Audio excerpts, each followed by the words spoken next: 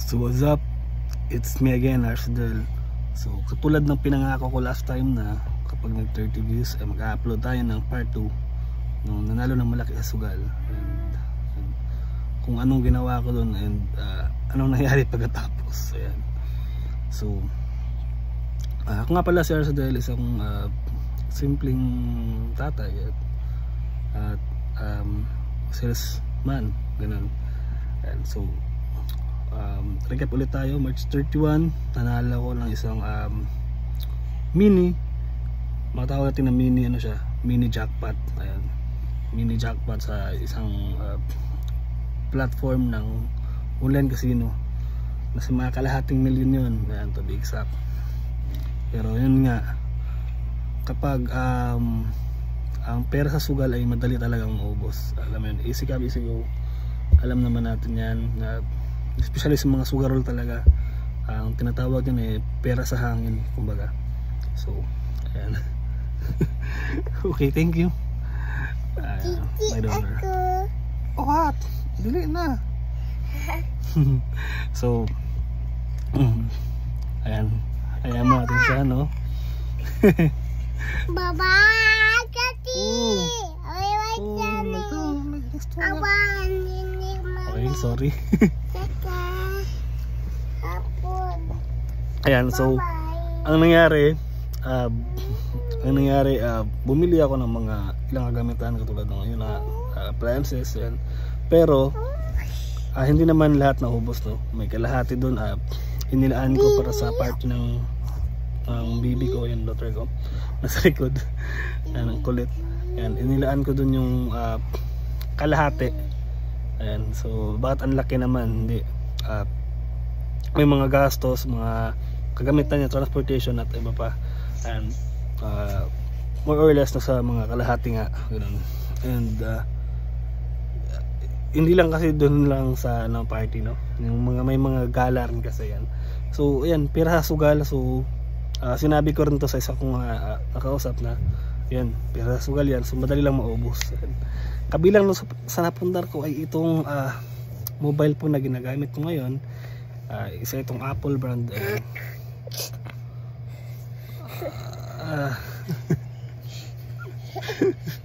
Z. Pero may maganda nga bang nadudulot sa akin yung sugal? Ang sagot ay wala. And maganda yung nangyari, nanalo, pero nasira rin yung focus ko. Sobrang nasira yung focus. Sa social media pa nga lang sira na, di ba? Ito yung mapag-focus. Lalo na kapag nahook kasi isang bagay. Ayan. Pero mahahalin tulad ko siya nung nagsisimula pala ako maglaro ng Mobile Legends, kasi naglalaro rin ako ng Mobile Legends. Dati ganun din eh. Nagpupuyat mula umaga hanggang gabi, mula gabi hanggang umaga, ganun. Ganun ka hook, ganun ka addict, kumbaga, sa isang mobile app. So parang ganun lang din. Ang kaibahan lang, may nilalabas tayong pera. Sa Mobile Legends kasi wala nalabas sa pera, wala ka rin mapapala. Ayan. Ika nga, high risk, high reward. High nako. So ayun na, nagsimula na hook kasi nanalo ng malaki. So feeling mo ang swerte mo, but no, hindi ganun yung nangyari. Paunti-unti, 10,000 cash in, 20,000 cash in, 30k cash in. So ayun, paunti-unti ubos. Tapos siyempre naglalabas ka na ng sarili mong pera. Ayun, wala na talaga. So paano ko siya iniwasan? Hindi ko siya iniwasan. Hindi ko siya iniwasan through naghanap ng ibang hobby. Ganun. Pero minsan din sumusundot pa rin. Parang addiction talaga siya.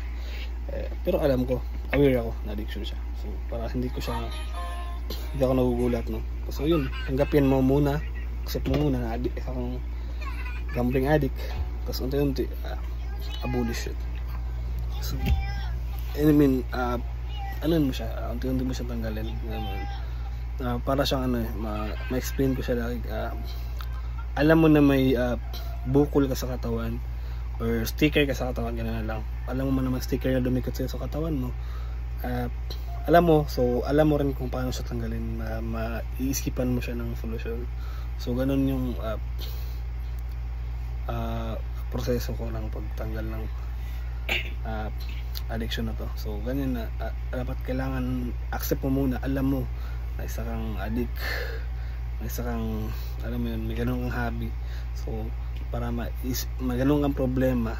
Yan. So find the problem first, tapos find the solution. So ganun siya. Advice kung paano iwasan, yun nga. Pero kung paano manalo, advice, wala. It's just a random thing lang naman. Pero may may technique lang ako na pwedeng siguro turo kung talagang nasusugal ka, gusto mo rin makaranas. Ganito gawin mo. Siguro mag-cash in ka ng konting amount lang siguro. Yung ginawa ko kasi 500 sa umaga, 500 sa hapon, pero hindi lang doon ako nakafocus sa bingo platform na yan. Pag bumaba siya ng 200, lumalabas ako doon, naglalaro ako ng slot. Doon ako naglalaro ng slot machine games, gano'n. Tulad ng, so nga, Super Ace, pero hindi ako naglalaro ng Super Ace. Fortune Gems pa yun dati, naglalaro ako kasi mas nagbibigay pa siya doon that time. So Fortune Gems, nanalo ng 500, 800, balik doon sa bingo platform na yun, nagbabaka sakali ulit. Tapos pag bumaba ulit sa 200, balik ulit sa, parang alam mo yun, kumukuha ka lang ng kapital doon. Huwag mo ubusin lahat sa bingo. Ayan. So ganun yung style ko dati. Ngayon naman parang nagsawa na ako sa bingo. So kung kinahiligan nyo ngayon, slot machine, ganun. Ang technique na ginagawa ko na naman, kung nga may puhunan kang 200, tapos naging 600 siya, out mo na yung 400, tapos 200 ilaro mo ulit. Pag naging 500 ulit, out mo yung 300, parang ganun, paunti-unti ba. Huwag mong ibabad dun, kasi pag binababad mo dun, ang nangyayari talaga pag addiction na yan, kunwari pag may 500 ka, tapos nanalo ng 1,000, feeling mo mag 2,000 pa papalo pa ulit, ayun, naubos. So yun yung pagkakamali, diba? Akala mo mananalo pa ulit, tataas pa, pero hindi na, mamatay na, maubos na yung credit mo. So yun, pag nanalo ng konti, cash out, tapos magtira ka ng panlaro ulit, maglaro ka ulit. Sa mga addict lang to, hindi ko naman promote na magsugal kayo, guys. Pero sa mga nakakontrol naman, may mga tao nakakontrol pa naman yung pagsusugal. So sige lang, entertainment nga di ba? Just for fun lang.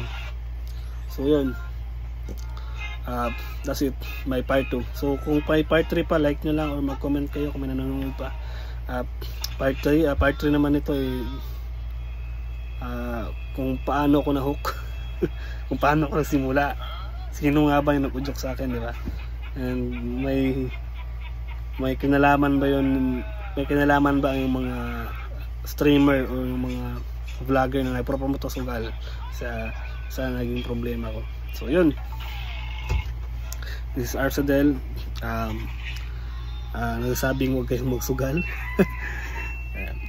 I'm full-time daddy and a vlogger and salesman. So peace out, God bless.